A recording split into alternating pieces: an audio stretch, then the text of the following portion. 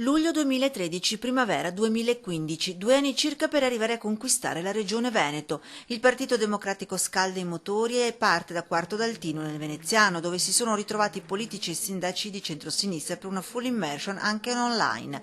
Dopo 40 anni di governo di centro e 20 di centrodestra, questa volta il Partito Democratico è convinto di potercela fare e non vuole perdere la sua occasione di governo. Il PD su questo deve giocarsi la partita fino in fondo, insomma, quindi superando le incertezze, qualche volta le timidezze che si hanno pensando che il Veneto è irraggiungibile. Oggettivamente per la prima volta si apre uno spazio per il centro-sinistra che forse c'era stato solo nel 95, quando Giancarlo Galan vinse col 37% dei voti.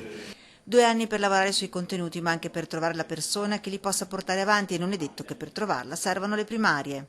Le primarie sono uno strumento fondamentale, utile di coinvolgimento, vanno fatte quando e come servono, quindi anche con le primarie certamente se avremo più candidati, ma questo non esclude il fatto che invece una serie di forze che costruiscono un progetto possano trovare la sintesi attorno a una persona. La macchina locale del Partito Democratico si è avviata e lungo il suo cammino non disdegnerà di recuperare anche i modelli usati per le amministrative, dove il PD si dimostra più forte. Si vince anche perché c'è un metodo di lavoro poi a livello locale che non è legato alle liste civiche aperte e direi che questo metodo va trasferito anche a livello regionale. Cosa vuol dire liste civiche per la regione? Non liste civiche, anche un supporto di alleanze molto aperte. Approfittare della debolezza degli avversari. Intercettare anche molti delusi del centrodestra che non sono più convinti che il centrodestra, dopo aver governato per 20 anni, possa continuare a governare. Superare le problematiche interne, costruire un programma condiviso e soprattutto quest'ultimo che parli in maniera chiara ai veneti, in mezzo, 2 appuntamenti strategici per il partito.